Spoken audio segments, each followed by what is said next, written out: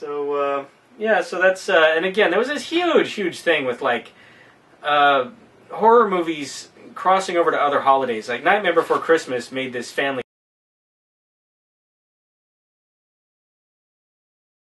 friendly, but movies like Silent Night, Deadly Night, and Christmas Evil were doing this way before.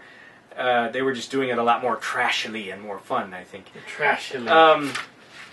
And it wasn't just Christmas. There have been, like, you know, evil movies about, you know, Easter and bloody birthdays and, you know, I think Thanksgiving's central joke, that Eli Roth fake trailer, was just that there haven't been that many Thanksgiving ones yet. And that's probably true, strangely enough. You'd think it would lend itself really well to being a slasher movie, but yeah, pick a holiday, and somebody somewhere made a slasher about it in the 80s. Yeah, that's not necessarily a recommendation, but it's not necessarily a knock against it either. Well, you did mention The Nightmare Before Christmas. I did, and there's a... Or you could do one of the Italian ones. Yeah. Yeah.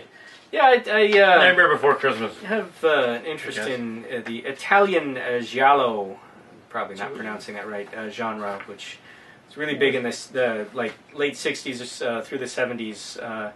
Lurid Italian murder mysteries that were typified by killers whose faces you never see and who have black gloves and pointy things, and they stab people to death, and you don't know who they are.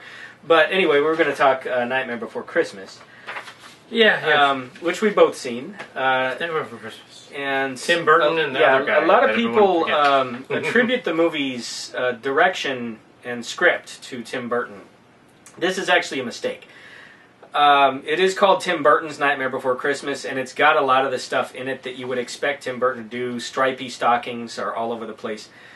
So it's perfectly understandable. Got the dead people. Yeah, and this was kind of, you have to kind of remember, this is going back to a time before Tim Burton was kind of a spoof of himself. I'm sorry, Tim, but you kind of are these days. Alice in Wonderland was Hot Topic, the movie, as far as I'm concerned. But this was at a time when Tim Burton was still kind of like, his reputation as being, wow, have you heard of this Tim Burton guy, was still sort of crystallizing. Beetlejuice was still kind of fresh in everyone's minds. He had done Batman and really kind of revitalized the superhero genre at the time by making it really dark and you know, not nearly as goofy or campy as they had been up to that point. So he was kind of an important director at the time, and he was just starting to get that aesthetic of like the Tim Burtonisms. And Nightmare Before Christmas, I think, was really what crystallized that. So people were really excited. Like I remember when they first posters and ads. Right? It was no CG. Very little CG. You know, because CG wasn't nearly as pervasive at the time. It was classic hand-done stop-motion animation all the way through. Tim Burton didn't actually. He wrote the original treatment based on a poem of his. The script was actually done by somebody else. I forget who. And the directing was a stop-motion guy, Henry Sellick, who would go on to make James and the Giant Peach. Which wasn't nearly as good. Interesting in its own way. It has its following. I prefer Nightmare Before Christmas, actually. Monkey Bone was one of his. That was kind of a debacle. Yeah. But, you know, a very talented director in his own right, and he was handpicked by Burton based on this short film that he'd done called Slow Bob in the Lower Dimensions, which is very sort of surreal and interesting. And so they got him on board, and he apparently took to this project, you know, right off the bat and just nailed it. When you watch this movie, again, there was huge anticipation. People were stoked about this movie because the advertising was just intriguing enough. You almost kind of didn't know what it was going to be. Like, I was talking to a buddy of mine a couple of weeks before it was coming out, and I mentioned, yeah, it's been a long time since there was a good stop motion. He was like, oh wait, it's a stop motion animated movie? I didn't know that. They were being very cagey about like what the movie even was.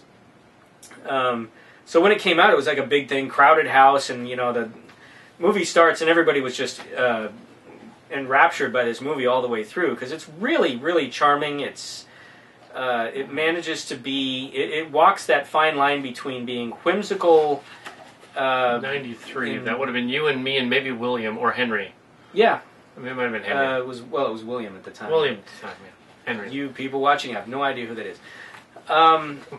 But yeah, so it's a very charming, whimsical movie. It manages to sort of pay homage to like all things Halloween without ever being overly icky or overly sentimental. Well, you could accuse it of being a little overly sentimental at times, but yeah, it's just a burst of imagination all the way through from start to finish. We reviewed it on the school paper.